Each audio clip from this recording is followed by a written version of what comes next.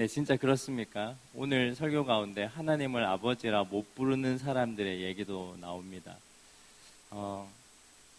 오늘 본문 읽은 본문을 신학교에서 배울 때는 상경기라고 합니다. 저는 촌놈이어서 서울 상경한 사람입니다. 상경기가 뭐냐면 그냥 지방에서 중심으로 올라오는 사람을 상경했다 이렇게 표현을 합니다. 마찬가지로 오늘 누가복음의 상경기입니다. 무슨 기사냐면 예수님이 갈릴리에 계시다가 지도상으로는 갈릴리가 위고 예루살렘이 밑입니다. 그런데 예루살렘이 아래지만 지형으로 보면 이렇게 올라갑니다. 그래서 성경은 항상 지도는 아래인데도 예루살렘을 올라갔다 이렇게 표현합니다. 그렇게 해서 이제 예루살렘으로 올라가는 상경기를 시작합니다. 근데 놀라운 건요, 다른 마태복음이나 마가복음은 한 장이나 한 장 반 정도로 짧게 예수님이 이 갈릴리에서 사마리아 지방을 통해서 예루살렘 입성까지 하는 나귀를 타는 장면까지 아주 급하게 빨리 진행을 합니다. 그런데 특이하게 누가복음은요, 오늘 본문 9장 51절이 이렇게 시작합니다. 예수께서 승천하실 기약이 차감해 예루살렘을 향하여 올라가기로 굳게 결심하시고, 9장 51절에 승천하실 기약이 뭡니까? 예수님께서 십자가에 못 박혀 돌아가시고 이제 승천하시는 일들이 남아 있습니다. 그래서 이제 예루살렘에 내가 죽으러 못 박히러 올라가야겠다라는 얘기를 하셔가지고 9장 51절부터 시작해서 19장 28절까지 계속 이 올라가는 얘기를 적고 있습니다. 그래서 19장 28절부터 무슨 얘기가 시작되냐면 예수님께서 나귀를 타고 예루살렘에 입성하시는 장면이 나옵니다. 다른 복음서는 한 장 반, 길어도 한 장 반에 끝나는 이야기를 누가복음은 9장 51절부터 19장 27절까지 길게 적고 있습니다. 왜 그렇게 했을 것 같습니까? 이걸 현대적 의미, 요즘 이제 우리의 말로 해보면 이렇게 표현할 수 있습니다. 제가 우리 성도님들한테 좋지 않은 상상이지만 만약에 여러분 성도님들 스스로가 삶이 한 달밖에 안 남았다면 어떤 일을 하시겠습니까? 내가 심한 병에 걸려서 아니면 여러 가지 일들로 이제 한 달 후면 하늘나라 가야 된다라고 하면 여러분 무슨 일을 하시겠습니까?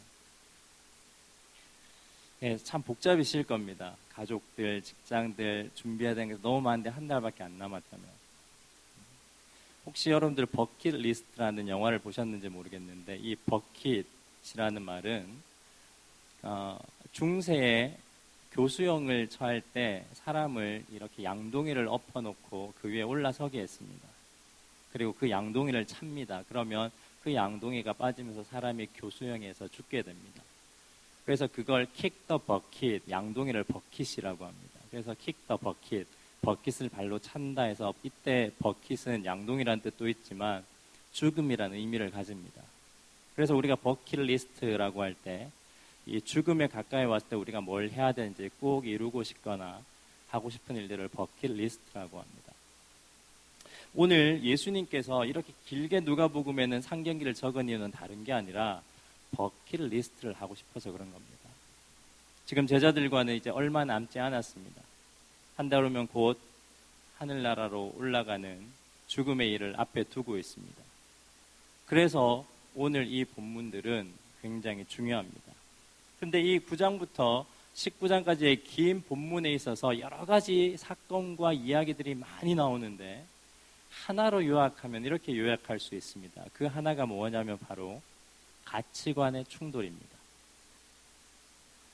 어떻게 예수님께서는 제자들한테 이 마지막을 어떻게 보낼까 여러 가지 사건과 여러 가지 교훈과 여러 가지 비유를 듭니다. 이적도 베풉니다. 그런데 그 모든 것이 하나를 향합니다. 너희들은 이렇게 생각하냐? 나는 이렇게 생각한다. 이 얘기를 10장 내내 하는 게 이 예수님입니다. 이 가치관 전쟁을 통해서 예수님께서 제자들에게 하시고 싶어하는 이야기가 많이 있습니다. 우리 성도님들도 그렇기 때문에 처음이 참 중요합니다. 무언가 얘기를 하는데 처음이 가장 또 큰 이야기를 담을 때가 많습니다. 오늘 버킷리스트를 시작하는 그 첫 번째 이야기가 예수님께서 제자 2명을 자기가 이제 예루살렘으로 올라가야 되니까 먼저 보냅니다.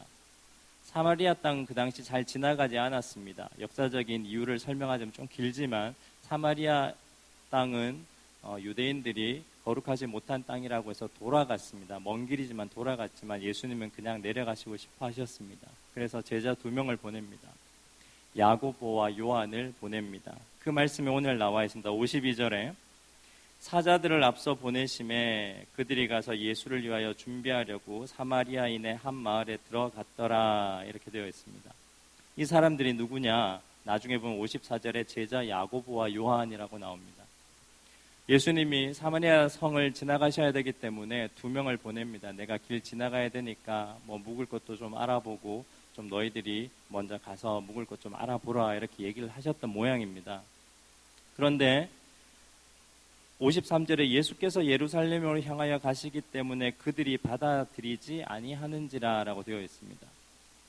유대인으로서 예수님은 유대인입니다. 유대인으로 사마리아 지방을 지나가는데 사마리아인에 정착하거나 그들과 함께 하려는 게 아니라 예루살렘에서 무언가 한다는 이야기를 들었기 때문에 이 사람들은 받아들이지 않고 돌아가십시오, 그렇게 얘기합니다. 그때 야고보와 요한이 마가복음 3장 17절에 보면 이 2사람의 별명이 나오는데 보아너게라고 우레의 아들입니다. 그만큼 천둥과 번개가 치는 것처럼 성격이 급하다라는 겁니다. 그래서 우레의 아들 이 야고보와 요한은 형제였는데 이 2사람이 이렇게 얘기합니다. 54절에 제자 야고보와 요한이 이를 보고 이르되 주여 우리가 불을 명하여 하늘로부터 내려 저들을 멸하라 하기를 원하나이까. 우리말로 하면 이겁니다. 하나님 쟤들의 길 안 열어주네요. 그러니까 하나님한테 기도해서 이 성 완전히 불타서 없어지게 하나님께 기도할까요? 이렇게 얘기합니다. 왜 이 야고보와 요한이 이렇게 얘기했겠습니까? 단지 화가 나서 성격이 급해서 우레의 아들이니까 그렇게 얘기했겠습니까? 사실 야고보와 요한은 제자로서 예수님이 지나가는 길이 잘 열렸으면 좋겠다는 생각이 많았습니다. 사실 우리말로 하면 폼이 안 나는 거죠. 예수님이 묵으려고 하니까 좋은 집 주십시오. 아, 좋습니다. 여기서 묵어 가십시오. 이렇게 했으면 참 좋은 그림인데 그렇게 되지 않은 겁니다. 경상도 말로 가오가 안 선 겁니다. 그러니까 앞장서서 자신들의 길을 만들려고 했다가 실패했으니 뭐라도 변명을 하고 싶었습니다. 그래서 예수님께 그렇게 얘기한 겁니다. 예수님, 불 내려서 확 다 태워버릴까요? 그렇게 얘기하는데 예수님께서는 무심하게 이렇게 얘기하십니다. 56절에 야, 다른 마을로 가자. 다르게 얘기한 게 아니라 뭐라고 얘기한 게 아니라 야, 다른 마을로 가자. 이렇게 얘기하십니다. 근데 성경에서 우리가 이렇게 예전에 관주 성경을 보면 요즘 성경에도 그게 적혀 있는지 모르겠는데 55절에 보면 이렇게 되어 있습니다. 예수께서 돌아보시며 꾸짖으시고, 근데 뭐라고 꾸짖은지는 나타나 있지 않습니다. 그런데 그 옆에 작은 표시로 1,2라고 적혀져 있습니다. 근데 지금 성경에 있는지 모르겠습니다. 예전 성경에는 1 따라서 내려가 보면 이렇게 적혀져 있습니다. 55절 끝에 다음 말이 있음. 이르시되 너희는 무슨 정신으로 말하는지 모르는구나. 인자는 사람의 생명을 멸망시키러 온 것이 아니요 구원하러 왔노라. 그렇게 꾸짖었다는 게 다른 이렇게 성경의 사본이 여러 가지 있는데 어떤 사본에는 이 말이 들어가 있다라고 적혀져 있습니다. 가장 첫 번째 예수님께서 이 긴 상경기 자기가 죽음을 앞두고 제자들을 데리고 올라가면서 무슨 얘기를 하고 싶으셨는가? 첫 번째 이야기로 누가는 문을 여는 게 뭐냐면 우리는 길이 잘 열렸으면 좋겠습니다. 그래도 예수님 데리고 가는데 멋진 일들이 일어났으면 좋겠습니다. 내가 원하는 이야기를 했을 때 예수님께서는 뭐라고 얘기하시냐면 네가 좋아하는 일이 중요한 게 아니라 생명을 살리는 일이 중요하다라고 얘기를 합니다. 첫 번째 가치관의 충돌을 시키는 겁니다. 너희들 앞으로 인생을 살아갈 건데 어떻게 살아갈 거냐? 너희들이 원하는 일이 이루어졌으면 좋겠냐? 가장 원하는 일은 뭡니까? 예수님 내려가는데 좋은 집에서 잘 먹고 잘 내려가는 겁니다. 그들이 원하는 일입니다. 그러나 예수님은 야, 그런 게 중요한 게 아니라 나는 모든 일에 있어서 생명 살리기를 원한다. 너희들은 불타서 없어지면 다 죽을 거 아니냐? 내가 그런 걸 원하는 것 같냐? 라고 하는 게 오늘 가치관 충돌입니다. 굉장히 단순한 얘기인데 우리의 삶에서는 너무 어렵습니다. 비단 교회를 바라보고 작게는 우리 가정을 바라보더라도 이걸 적용하기가 너무 쉽지 않습니다. 가정 안에 우리는 항상 판단이라는 기준을 가지고 살아갑니다. 그래서 잘했다, 못했다, 다 어떤 기준입니까? 내가 원하는 기준입니다. 내 아들이 공부 잘했으면 좋겠다. 내 아들이 똑똑했으면 좋겠다. 이걸 잘했으면 좋겠다. 교회도 마찬가지입니다. 내가 원하는 하나님의 상, 내가 원하는 교회의 상, 내가 원하는 교회의 행복한 일들이 딱 정해져 있습니다. 근데 그런 일들을 이루기 위해서라기보다는 우리는 이 일이 이루어지지 않을 때 이렇게 얘기합니다. 야, 너 그렇게 하면 안 돼. 공부도 열심히 해야지.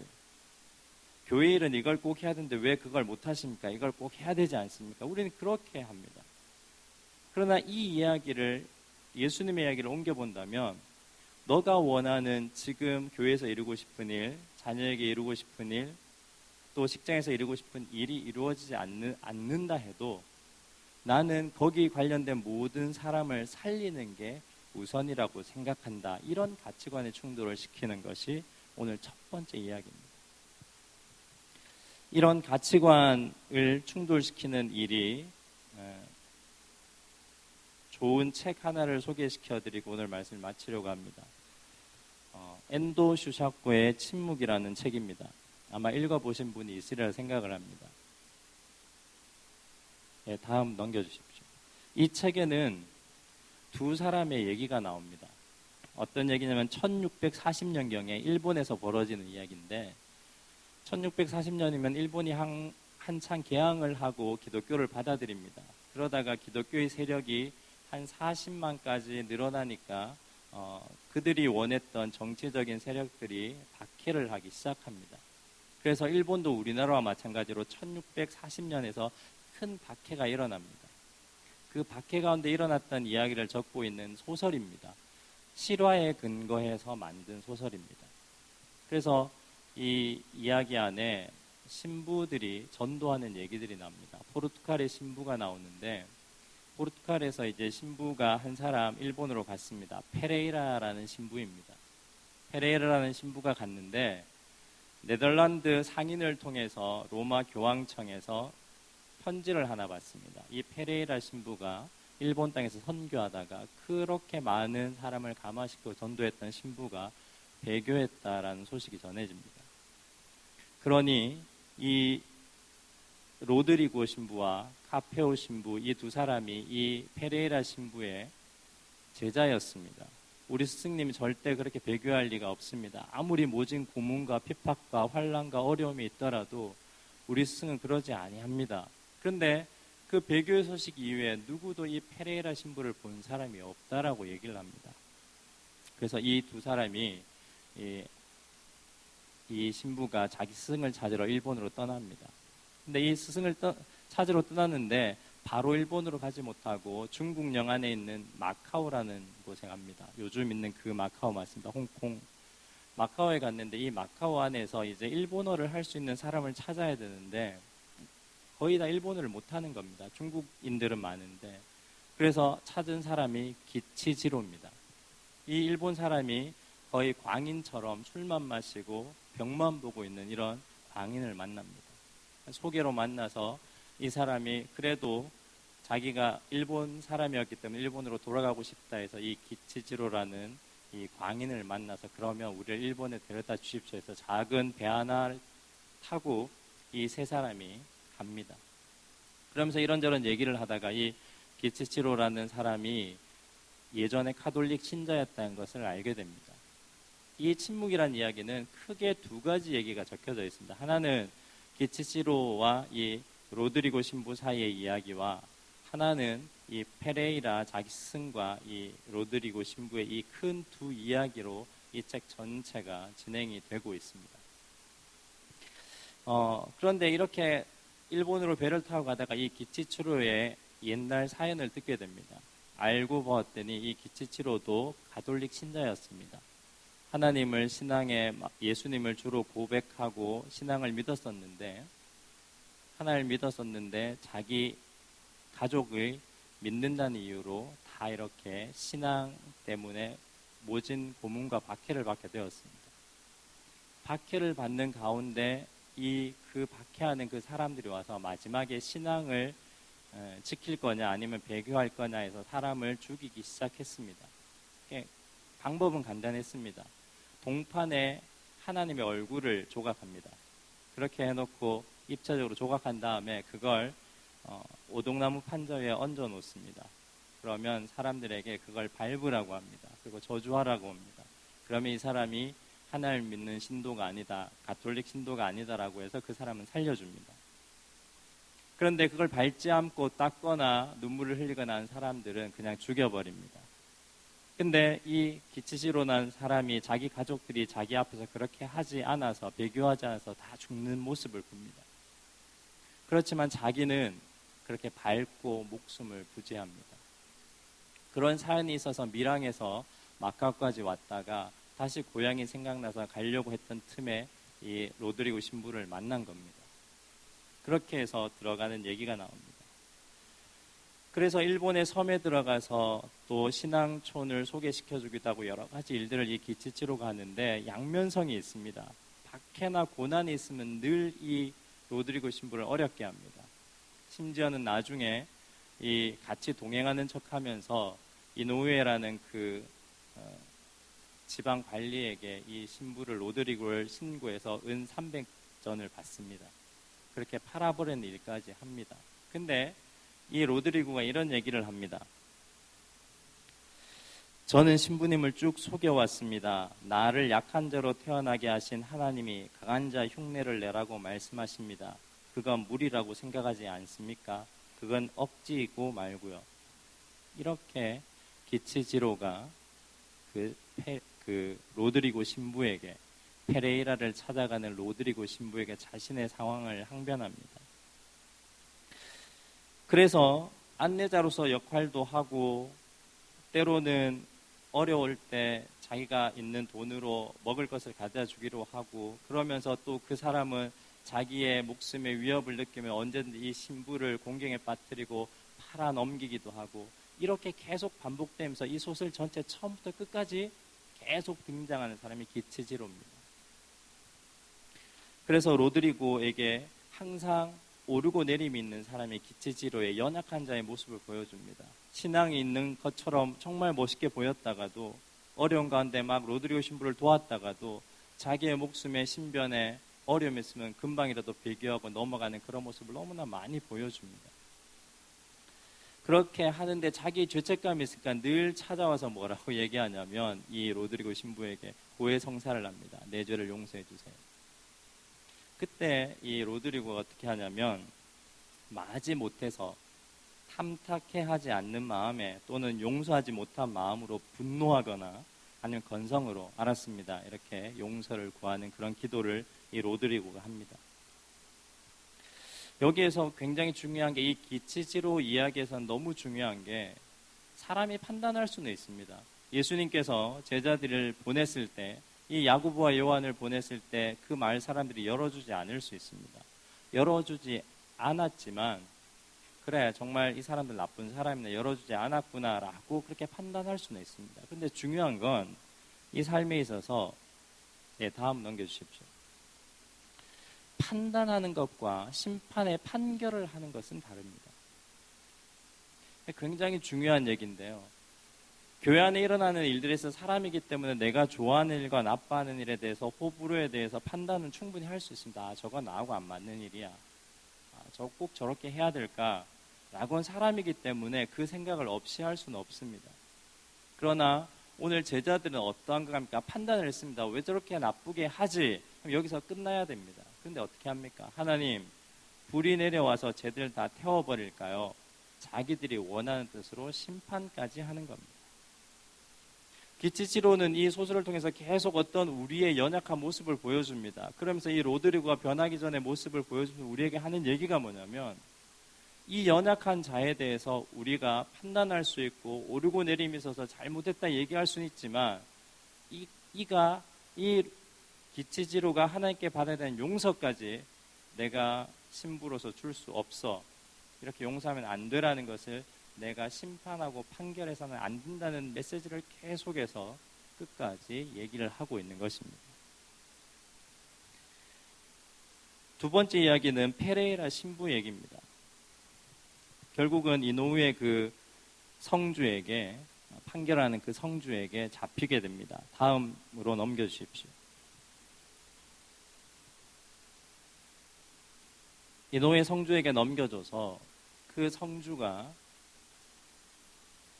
이 로드리고 신부를 잡았습니다. 그래서 배교할 거냐 아니면 하나님의 신앙을 지킬 거냐라고 얘기합니다. 사실 절박한 상황입니다. 가페오라고 자기와 함께 온 신부는 자기가 보는 앞에서 일본 사람들이 그 신앙을 지키기 위해서 여러 가지 고문 장면이 책에 나오는데 사람을 가마떼기로 이렇게 꽁꽁 묶습니다. 그렇게 못 움직이는 이렇게 상태에서 그냥 바다에 던집니다. 그럼 허우적대다가 다 죽게 되죠. 그러니까 그런 하나님을 믿는다는 이유로 그렇게 거적을 뚫뚫 말아서 묶어서 바닷속에 던진데 그 모습을 이 가페오 신부가 너무 이렇게 해서는 안 된다 하면서 그 사람들을 살리려고 들어갑니다. 불가항력으로 바닷속에 같이 빠져서 이제 순교를 하게 되는 거죠. 공식적으로 일본 안에는 이제 선교사는 로드리고 한 사람밖에 남아있지 않습니다.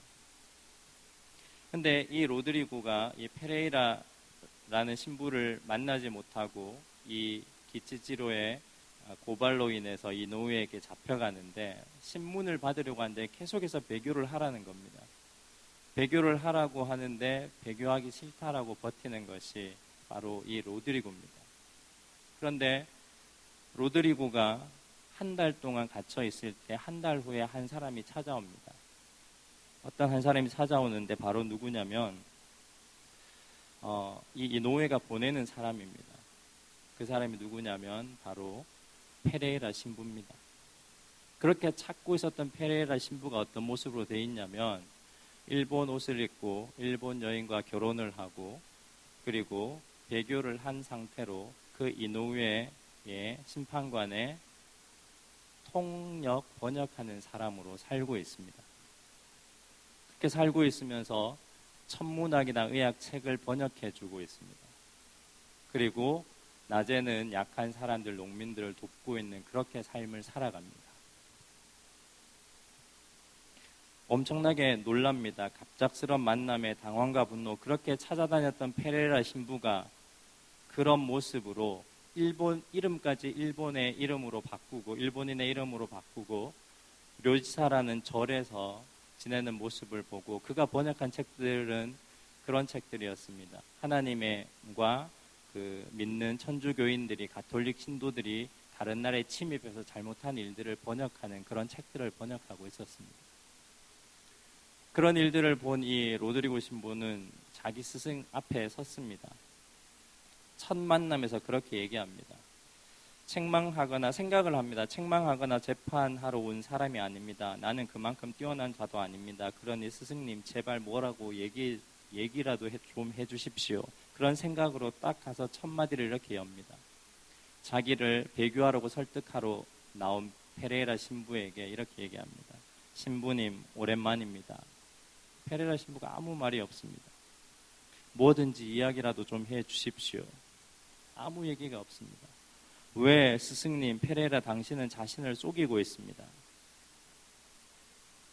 그렇게 계속 얘기를 해도 답이 없습니다. 그러나 이 페레라가 이렇게 얘기합니다.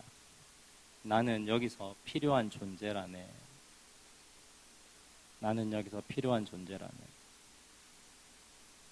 동문서답 같지만 그런 얘기를 합니다. 그러면서 이렇게 설득합니다. 로드리고 농민에게 당신이 만약에 그렇게 있다면 가르침을 줄 수 없소.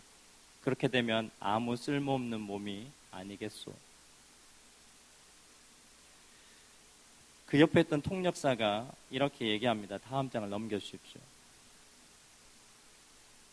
통역사가 하는 얘기입니다. 쓸데없는 고집으로 옥에서 허송세월하고 옥사할 것인가 아니면 표면적으로 배교하고 이웃을 섬길 수 있을 것인가 이런 얘기를 합니다.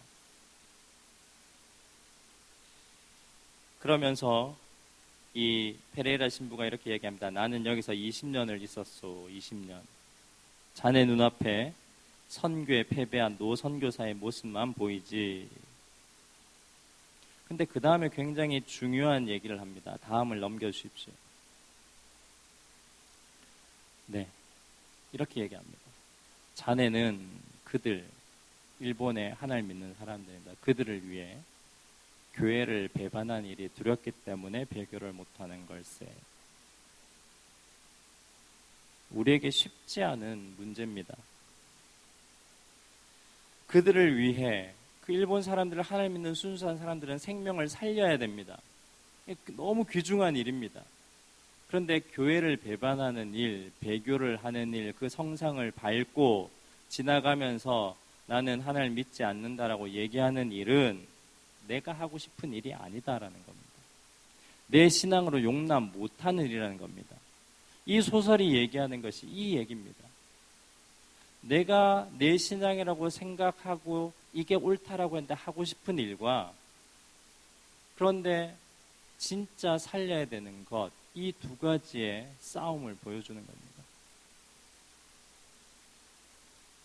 그러면서 이 책에 유명한 말이 나옵니다. 거미줄에 걸린 나비, 이런 얘기가 나옵니다. 나비라는 것이 바로 이 로드리고 신부를 향해서 하는 얘기입니다. 너는 나비지. 하나님을 사랑하고 끝까지 배교하지 않고, 그러나 너가 그렇게 원하지 않는 배교라는 말 안에 그 배교하지 않겠다는 그 율법이 당신에게 거미줄이 되어서 당신의 외형은 나비지만 당신도 죽고 다른 이도 살리지 못하는 거미줄에 걸린 나비가 될 수밖에 없네라고 얘기를 합니다. 나중에 어떻게 하겠습니까? 물론 이 얘기가 정말 드라마틱하고 긴 얘기지만 제가 너무 짧게 얘기해서 그런데 결국은 이 로드리고 신부도 성상을 밟고 배교를 합니다. 마지막에 어떤 장면이 나오냐면 자기가 사랑하는 일본인 5사람이 마지막 고문을 받는데 어떤 고문이냐면 사람을 거꾸로 매답니다. 그리고 사람 얼굴만한 통을 팝니다. 그리고 거꾸로 매달아서 그 구멍 안에 머리를 넣습니다. 그러면 이틀이나 3일 지나면 피가 거꾸로 쏠려서 다 죽습니다. 힘이 약한 사람은 하루 만에도 죽습니다. 혈관이 다 터지고 입과 코로 피가 다 나와서 그렇게 하는 순간 정말 고통스럽게 죽이는 거꾸로 매달기라는 고문입니다. 이노우에가 개발한 고문입니다. 그런데 어떻게 하면 죽지 않느냐면 이 귀 뒤편에 십자로 그어서 피를 계속 내게 합니다.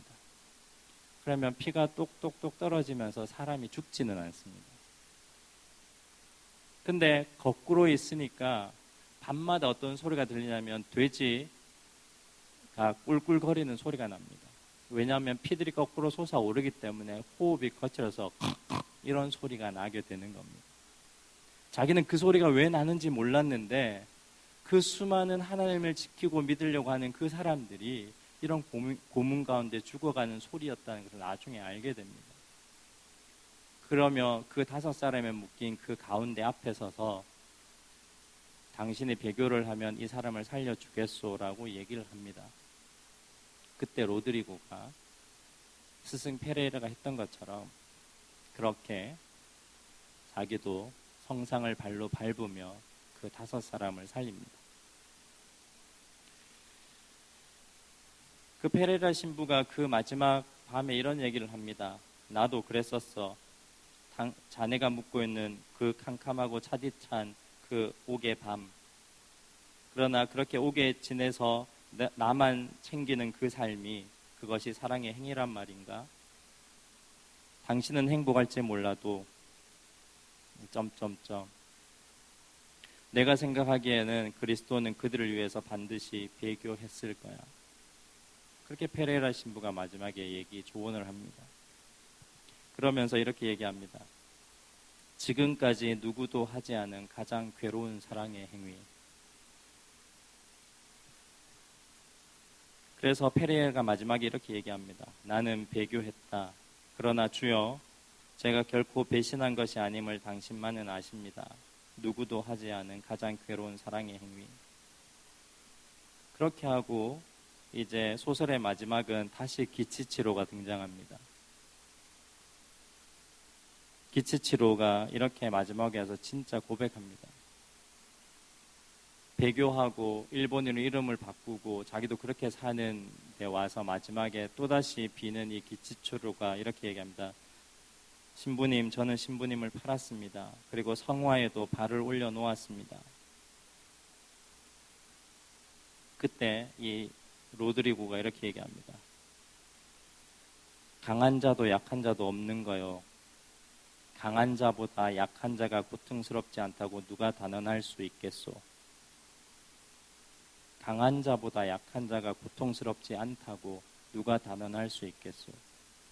이게 마지막 페이지에 나오는 로드리고 신부의 말입니다. 우리는 열정 있고 열심히 일하고 강하게 보이고 실수하지 않고 하나님 잘 섬기고 섬기는 그 사람들을 보면 아, 강한 사람, 저런 사람들은 정말 그렇게 이겨내기 위해서 참 고통스럽겠지, 또 힘을 많이 쓰겠지, 신앙에 많은 힘을 기울이겠지, 이렇게 생각합니다. 그러나 교회 잘 안 다니고 봉사 열심히 하지 않는 것 같고 매번 어떨 때는 열심히 했다가 어떨 때는 떨어졌다가 그런 오르고 내리며 신앙을 하고 있는 우리와 같은 그런 모습을 볼 때 저 사람은 신앙 때문에 그렇게 고민을 안 할 것 같아, 힘든 일은 별로 없을 거야, 우리는 그렇게 지레 생각을 합니다.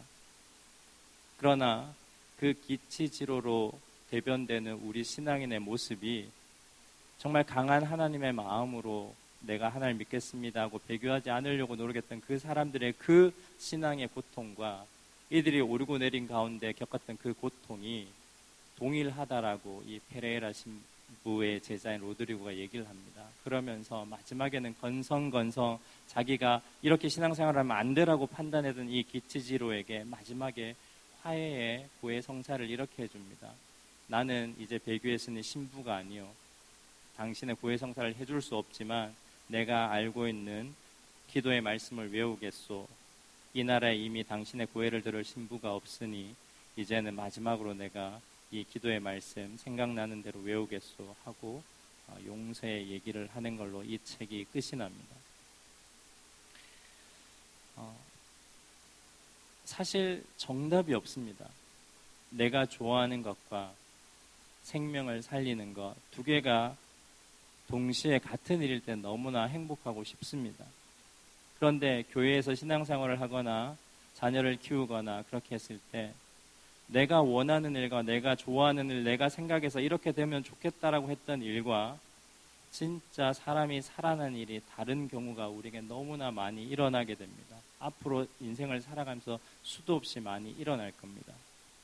그때 우리가 해야 되는 것들은 내가 하고 싶은 일을 한번 내려놓고 교회를 배반하는 건 잘못된 거야 라는 그런 율법이나 나의 확고한 신앙의 신념 때문에 진짜 살려야 되는 일들보다 이 일들을 먼저 해서 진짜 살려야 되는 사람을 못 살리는 일이 없는지 우리의 삶에서 항상 돌아보아야 됩니다.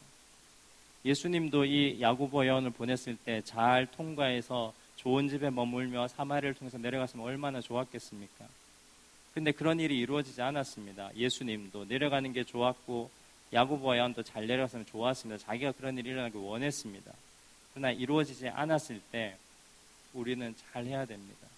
예수님은 돌아가자, 그냥 생명 살리는 게 중요하다, 우리가 이쪽으로 가면 좋지만 그 말은 무엇입니까? 그래, 이 사람들 이해하고 우리가 넘어가자라는 얘기입니다.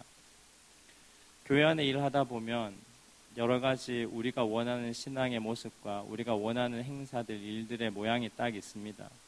그런데 그렇게 막 하다 보면 분명히 소외되거나 살리지 못한 사람들이 생기게 마련입니다. 가족에서도 마찬가지입니다. 너가 이렇게 했으면 좋겠어, 너는 이렇게 살아야 돼 라고 했는데 그걸 계속해서 강요하다 보면 뭐가 되냐면 여러분은 화려하게 보이지만 거미줄에 걸린 나비가 되어서 여러분도 죽고 그 사람도 죽게 됩니다.